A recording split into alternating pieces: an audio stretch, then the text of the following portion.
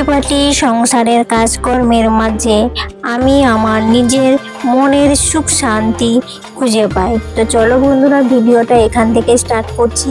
Hello everyone, good morning আমার প্রিয় বন্ধুরা, তোমরা সবাই কেমন আছো? আশা করছি কাছে এবং দূরে যে যেখান থেকে এই ভিডিওটা দেখছো সবাই খুব ভালো আছো, সুস্থ আছো। আমিও বেশ ভালো আছি।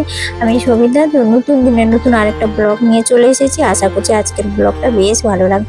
তো আজকে দেখো অন্য ধরনের একটা ভিডিও শুরু করেছি। তো সব দিন তো বাসি কাজকর্ম দিয়ে শুরু করি। আজকে দেখো মেয়ে, আজকে হচ্ছে শনিবার, তো মেয়ের আজকে টিউশনি আছে, তো ও টিউশনি যাবে। তার জন্য দেখো আমি সাইকেলটাকে সুন্দর করে একটুখানি মুছে পরিষ্কার করে নিলাম। কি বলতো, এত কাজের চাপ থাকে না, আর এত ব্যস্ত থাকি, তো সাইকেলটা মুছে দেওয়ারও সময় পাই না। যে সপ্তাহে একটা দিন মুছে দেবো সেটাও আর হয়নি। তো আজকে মেয়ে টিউশনি যাবে, ও রেডি হচ্ছে, আর সেই সময় আমি সাইকেলটা মুছে পরিষ্কার করে ওকে নামিয়ে দিয়েছি, আর ও টিউশনি চলে গেছে। আর এখন এই যে চলে এসেছি, সংসারের কাজকর্মগুলো করব। তো আমাদের সব কিছু কাজ মোটামুটি হয়ে গেছে। তো ঘরটা ঝেড়ে নিয়েছি, বিছানাটা তুলে নিয়েছি, সুন্দর করে পরিষ্কার করে নিয়েছি। এখন শুধু বাইরের কাজকর্ম আছে, সেগুলো করছি। তো চা খেয়েও নিয়েছি আজকে, জানো তো। তো এখন এই যে ঠাকুরের বাসনগুলো ধুয়ে পরিষ্কার করে নিলাম। আর হচ্ছে আগের দিন হচ্ছিল শুক্রবার ছিল, তো মেয়ের হচ্ছে স্কুলে রবীন্দ্র জয়ন্তী অনুষ্ঠানে নাচ করেছিল। তো সেই জন্য দেখো এত প্রচণ্ড রোদ গরমে তো জামা কাপড় ঘেমে টেমে একাচার হয়ে গেছে। তো সব জামা কাপড় আর ও শাড়ি পরে যেই নাচেছিল, তো সবগুলো দেখো সার্ফে ভিজিয়ে দিয়েছি, সেগুলো এখন কেচে পরিষ্কার করে নিচ্ছি। আজকে শনিবার, আজকে মেয়ের কিন্তু স্কুল আছে।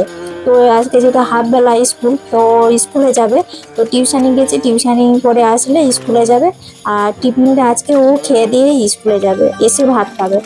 তো সেই জন্য টিফিনটায় ব্রেড আছে, তো ব্রেডটাই ওকে একটু স্যান্ডউইচের মতো বানিয়ে দেবো, ওইটা খেয়ে যাবে। তো এদিকে দেখো জামা কাপড়গুলো কাঁচা হয়ে গেছে, আর যেগুলো একটু সাদা জামা তো সেগুলো একটু গ্লু দিয়ে দিচ্ছি।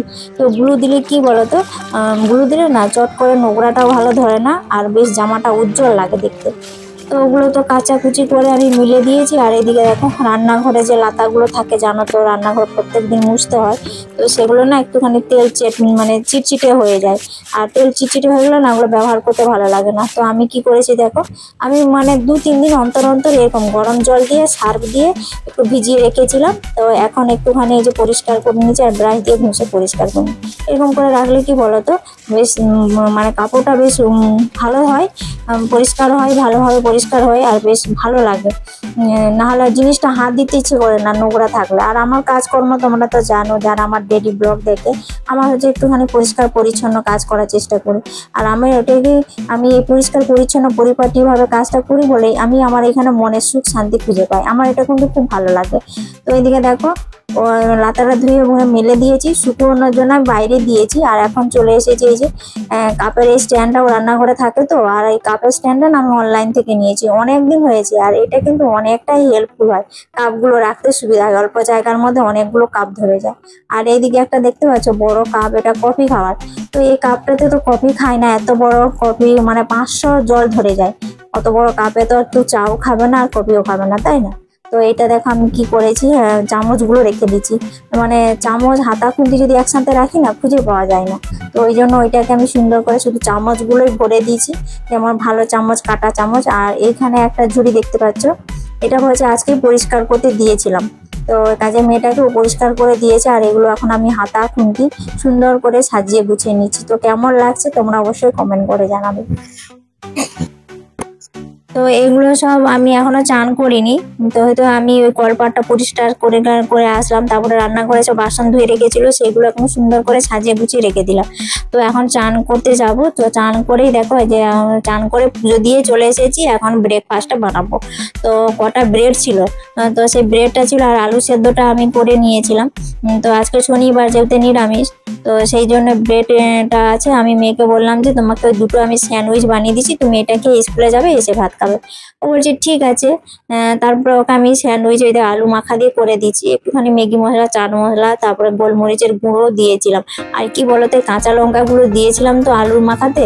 তো ও তো কাঁচা লঙ্কা খায় না, মানে ঝাল খায় না। তো সেই জন্য আমি লঙ্কাগুলো বেছে বেছে আবার ফেলে দিলাম।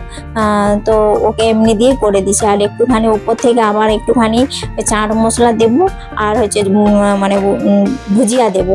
তো একটুখানি ভুজিয়া দিলে বেশ ক্রাঞ্চি টাইপের হয়, বেশ খেতে খেতেও ভালো লাগে। তো এইভাবে ওকে স্যান্ডউইচটা বানিয়ে দিই, বাটার দিয়ে ভেজে দেবো, কিন্তু ও এরকম করে না বেশ ভালোই খেয়ে নেয়। ঠান্ডা হলেও কিন্তু বেশ ভালোই লাগে খেতে।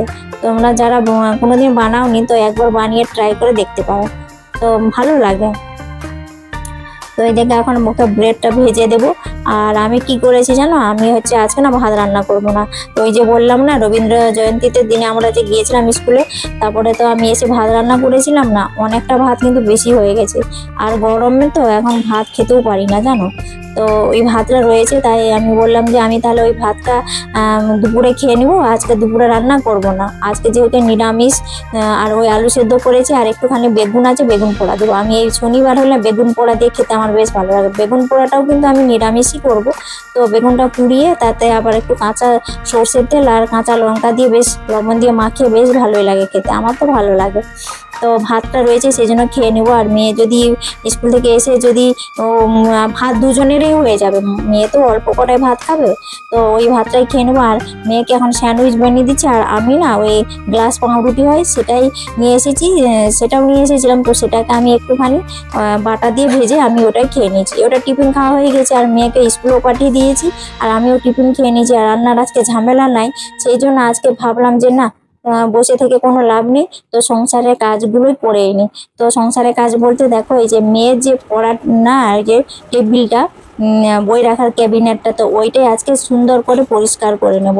তো কিছুদিন হলো এত কাজের চাপ ছিল না, পরিষ্কার করাই হয়নি। তাই যখনই বললাম যে আজকে রান্নার কোনো ঝামেলা নেই, তাহলে এই কাজটাই সেরে নিই।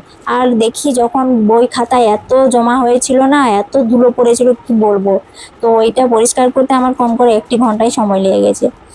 তো এইদিকে দেখো এখন পরিষ্কার করেছি, উপরে ওই পর্দাটা ছিল সে একটু ঝেড়ে টেড়ে নিলাম। মাকড়সা তো যেখানেই ব্যবহার হবে না দেখবে সেখানেই দেখবে মাকড়সা জাল করে নেয়। তো এরকম যেখানে হাতের নাগাল পায় না সেখানেই মাকড়সা ভালোভাবে জাল করে নেয়। তো এইদিকে দেখো পর্দাটা পরিষ্কার করে মুছে নিয়েছি, আর এখন এই যে সুন্দর করে একটুখানি কলিন দিয়ে সুন্দর করে পরিষ্কার করে নিয়েছি এই যে। আর এগুলোতে মানে এই ব্রাউন কালারের এগুলো না, প্লাইটা না, এটাতে না প্লাইটা, এটাতে না ধুলো পড়ে গেলে স্পষ্ট বোঝা যায়। তো কি বলবো, আর এই ধুলো পড়ে গেলে কোথাও ধুলো হলে তো আর ভালো লাগে না দেখতে।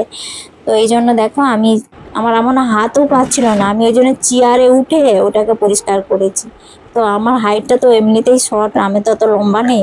আর এর হাইটটা মানে 5 ফুট 6 ফুট হবে জানো। ওই বই রাখার ক্যাবিনেটটা তো 6 ফুট যদি হয়, অত বড় হাইট, আমার তো হাইট তো 5 ফুট, তো হাত পাই না। চেয়ারে উঠে আমি পরিষ্কার করলাম, উপরটা পরিষ্কার করে নিয়েছি। আর দেখো ধারে টারে সবই জায়গায় সুন্দর করে পরিষ্কার করে আবার গুছিয়ে নেব। তো তো এখন এদিকে দেখো পরিষ্কার করে নিচ্ছি। তো মেয়ের এই রঙের জিনিসগুলো দেখে কি বলবো, এত রং মানে ড্রয়িং করে তাদের ছেলে মেয়েদেরকে এত রঙের জিনিস থাকে, ওয়াটার কালার থাকে, পেস্টেল কালার থাকে, ক্যামেলের থাকে, কতগুলো কালার। তো আমার এই যে পরিষ্কার করে ওগুলো একটু না ধুলো পড়ে গেছে, সবগুলোকে সুন্দর করে মুছে মুছে আবার জায়গা মতো সুন্দর করে সাজিয়ে গুছিয়ে রাখছি। তো কি বলো তো, এই সংসারের কাজগুলো করতে ভালোই লাগবে। যেহেতু আমি আমি থাকি সংসারে, মেয়ে স্কুলে চলে গেলে আমি তো একাই সারাদিন করে থাকি।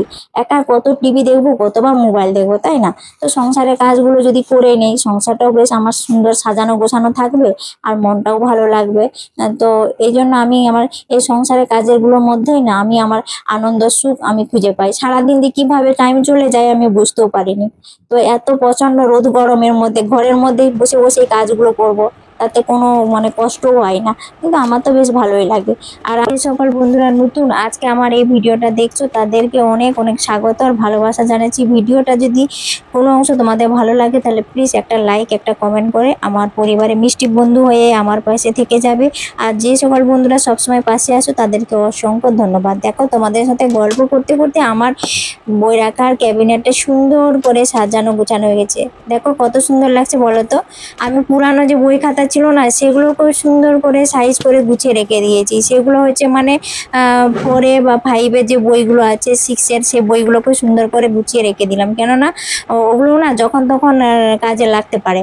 তো সেগুলো গুছিয়ে রাখলাম। আর এখন দেখো এই যে গ্লোবটা দেখতে পাচ্ছ, এটাকেও একটু বেশ বড় গ্লোব। হ্যাঁ, তো যেহেতু উঁচু ক্লাস হচ্ছে সেই জন্য হাজব্যান্ড বড় দেখে এনেছে, যে এখন ওর বড় পর্যন্ত কাজে চলে যাবে। তো এটাকেও মুছামুছি করে ওটাকেও সুন্দর করে সাইজ করে গুছিয়ে রেখে দিলাম। আর এই যে একটা মেলা থেকে পুতুল নিয়েছিল, অনেক বড় পুতুল, তো তো এইটা ওর কাছেই রেখে দিই, ওর বই রাখার কাছে, মানে দেখতে শুনতে ভালো লাগবে। দেখো মানে আমি সব কিছু সুন্দর করে একবারে গুছিয়ে নিয়েছি, দেখো কত সুন্দর লাগছে তাই না। আর এখানে না মা সরস্বতীর যে একটা লেখা আছে, এটা আছে মা সরস্বতী যখন পুজো হয় তখন এই লেখাটা থাকে প্রত্যেক, মানে ওইটা এখন 1 বছর অন্তর এখানেই থাকে মেয়ের পড়ার রুমে আর পড়ার টেবিলে আমি রেখে দিই। তো ভিডিওটা কেমন লাগলো কমেন্ট করে জানাবে। ততক্ষণ তোমরা সবাই ভালো থাকো, সুস্থ থাকো, দেখা হচ্ছে আবার একটা সুন্দর নতুন ভিডিওতে। ততক্ষণ সবাইকে টাটা, বাই।